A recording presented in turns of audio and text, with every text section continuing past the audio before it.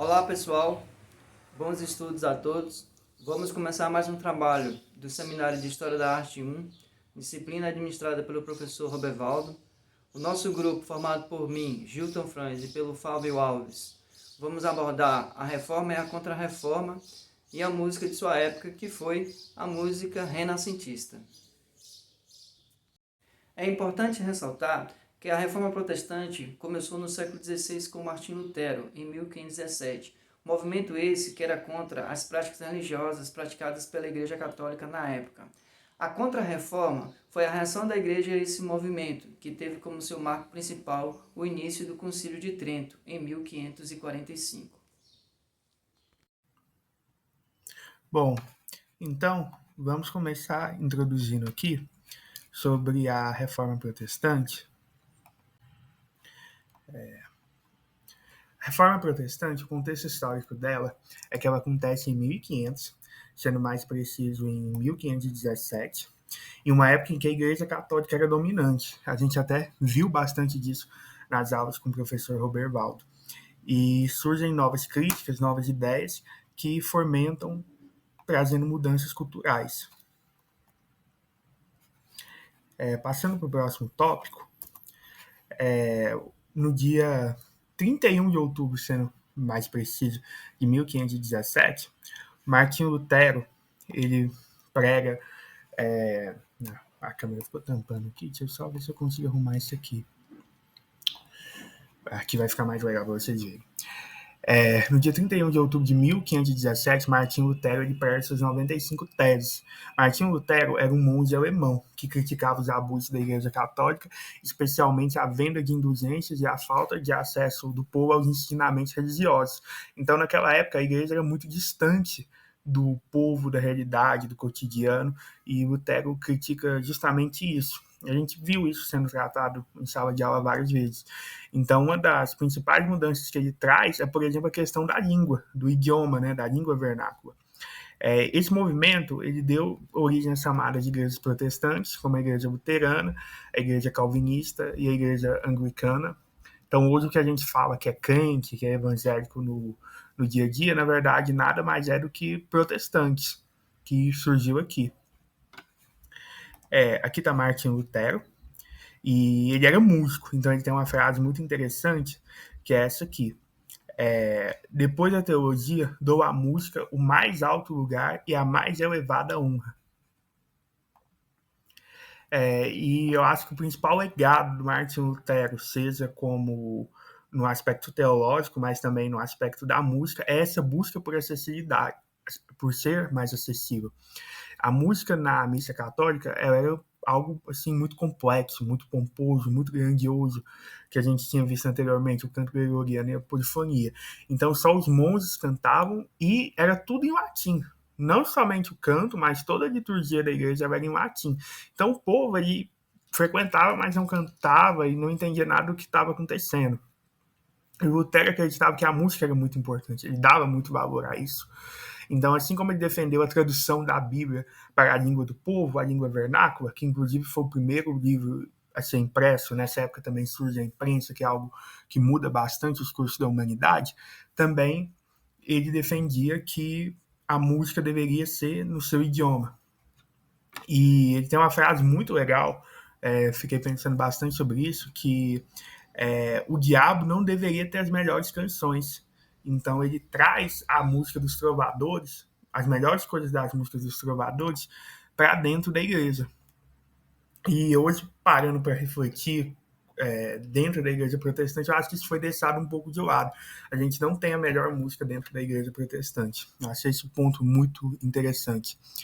E então, com Lutero, surge o canto congregacional, que é um conceito que é aplicado dentro das igrejas protestantes até hoje, para toda a comunidade poder cantar junto, e não apenas músicos profissionais, não apenas o clero. Ele criou e adaptou melodias simples, que são fáceis de aprender, que isso dá origem aos corais luteranos. Inclusive, muitas dessas melodias vinham dos trovadores, vinham do que era a música profana. E, então, eu vou mostrar aqui essa canção, inclusive, ela foi traduzida para o português com o nome de Castelo Forte outras traduções dizem Fortaleza Segura, e a gente canta essa música hoje em dia nas igrejas, mas bem diferente do que é essa versão aqui, que é mais próximo do que era o original, que era o coral luterano.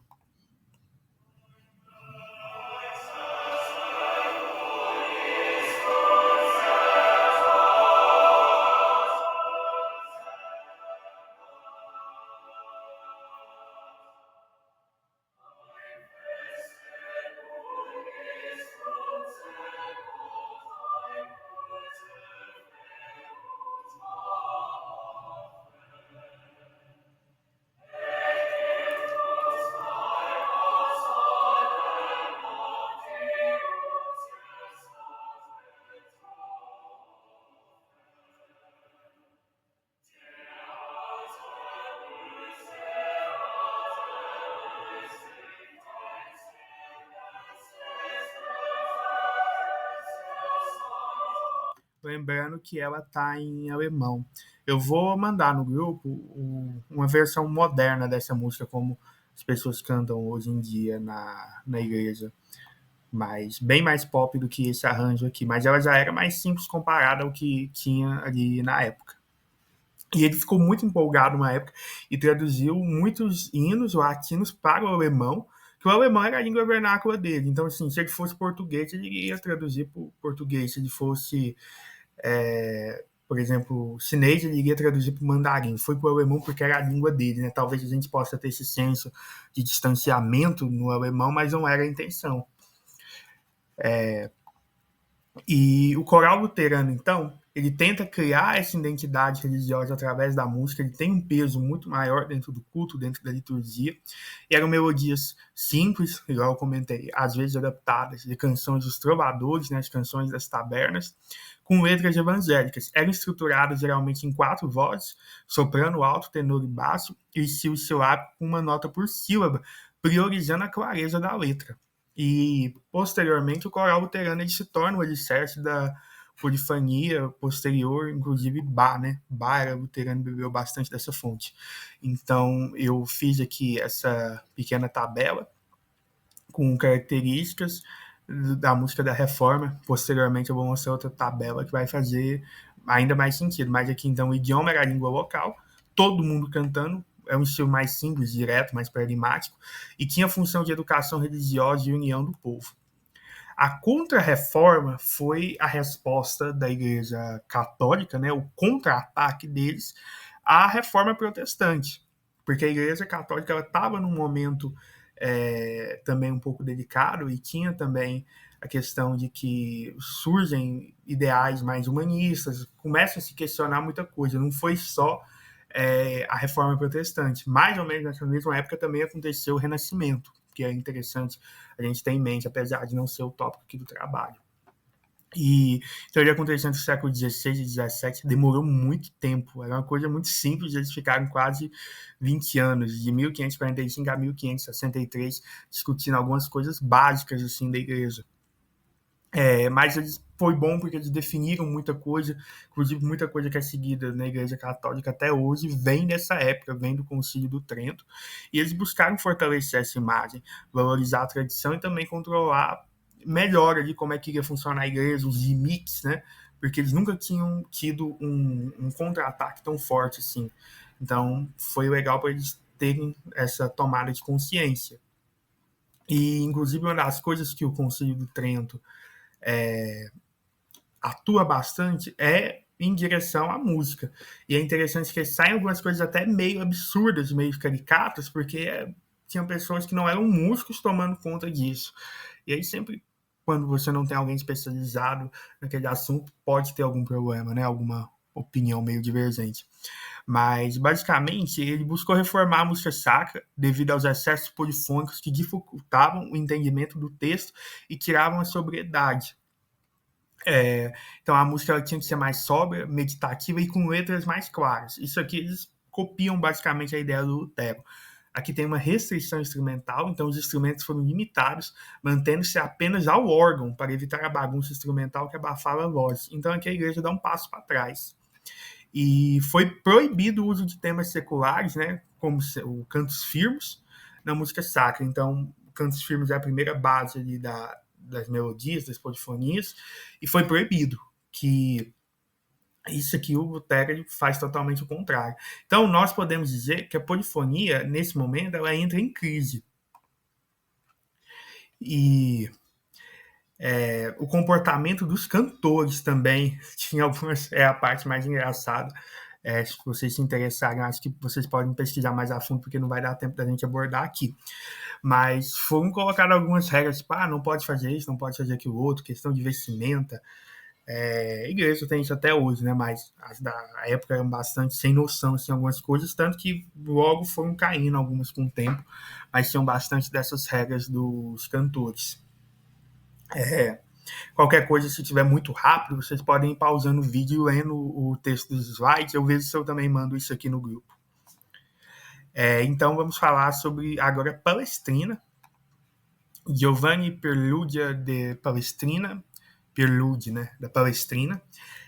Quem estudou contraponto, com certeza estudou alguma coisa desse cara, porque ele foi a base mais importante para isso também.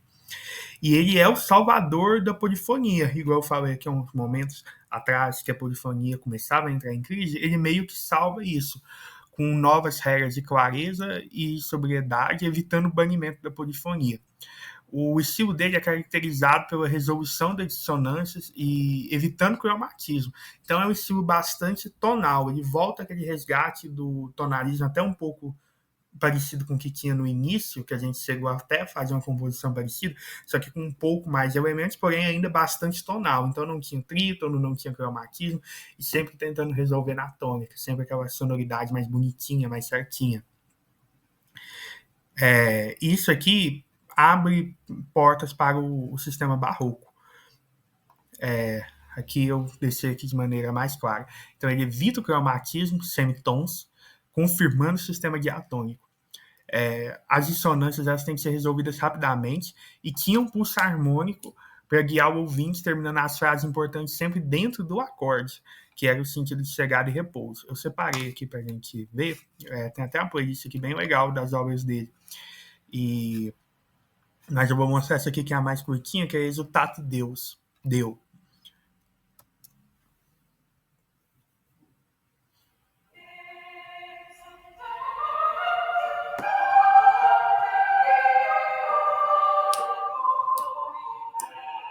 Olha o pulso harmônico.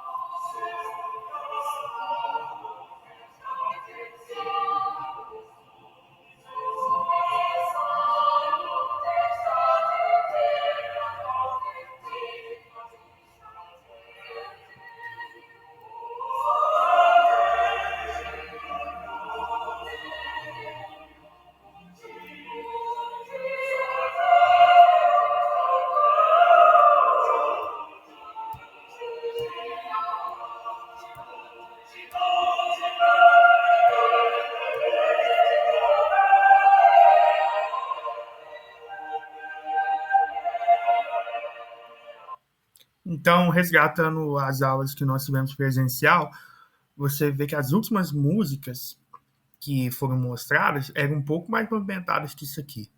Tinham mais dissonâncias, assim, tinham, não sei se dissonância seria a melhor palavra, mas essa aqui, a sonoridade dela, você vê que é muito docinha, muito certinha, muito redondinha. A gente tinha visto algumas coisas que não eram tão certinhas, assim, tão redondinhas, mas também ela não é super parada igual a música do início, a monodia, né? Ela tem mais movimento. E aqui eu trouxe aquela tabela que eu havia comentado, então, sobre a diferença da reforma e contra-reforma. Então, na reforma era a língua do povo, na contra-reforma continua sendo o latim não foi tirado da igreja católica, inclusive aqui no Brasil mesmo, muitos e muitos anos, Por exemplo, a minha avó chegou a pegar a época que tinha ainda missa na igreja em latim, isso é bastante recente mesmo, que menos de 100 anos que o latim foi tirado das liturgias oficiais da igreja católica. Se você for assistir, por exemplo, um conclave, alguma coisa do Vaticano, ainda é muita coisa em latim. Então continua sendo em latim. Quem canta na reforma, na música luterana, todo mundo canta. Na contra-reforma da igreja, continua sendo um coral profissional, porém passa a ser uma música mais palatável. Você não concorda comigo que essa melodia que eu mostrei aqui ela é um pouquinho mais chiclete, aí fica mais fácil uma pessoa que nunca estudou música cantar? Então fica um pouquinho mais aberto. O estilo musical da música da reforma era simples, muito mais monofônico, enquanto da Igreja Católica, né, que está aqui listada como reforma, ele é bem mais polifônico, porém controlado. Ele não é tão exuberante, não é tão cheio de movimentos e sobe e desce, é um pouco mais direto. E o objetivo da música da Igreja Reformada, da Igreja Luterana, era aproximar o povo da igreja, aproximar o povo da palavra, dos princípios, das diretrizes. Já o princípio da música da igreja católica é fortalecer aquela tradição, fortalecer os princípios, firmar. Então são bases aqui bastante diferentes. Lembrando que a gente se restringiu a falar mais aqui nesse trabalho sobre a música dentro da igreja luterana. Se a gente fosse abordar a música dentro da igreja anglicana e dentro da igreja calvinista, que são correntes que também surgem na reforma protestante, aí seria muito mais tempo que, infelizmente, a gente não tem disponibilidade aqui, porque é um seminário mais breve. Mas é um tema muito legal e é um tema até pouco tratado assim em história da música. Eu tive que buscar bastante coisa em outros idiomas, o Gilton também, porque em português não tinha muita coisa. Aí tinha mais mesmo no livro do Graus Parística, Uma Breve História da Música, ele é um pouquinho mais curto, do Roy Bennett. Então aqui eu queria finalizar aqui falando sobre os próximos passos, que são o que aconteceu aqui consolida a harmonia e o sistema tonal. Então, a harmonia a quatro partes do coral luterano introduziu uma fonte-força vertical, que eram os acordes. A clareza e evitação do cromatismo no estilo de Palestrina confirmaram o sistema diatônico, que esses fatores combinados pavimentaram o caminho para a consolidação do sistema tonal, que dominaria o próximo período esse que é o barroco. Então aqui a gente vê uma espécie de ponte para o período barroco, né, que vai ser no século XVII. Período renascentista, lembrando que a gente estava dentro do período renascentista aqui, ele é encerrado por volta de 1600, marcando a transição formal para o barroco.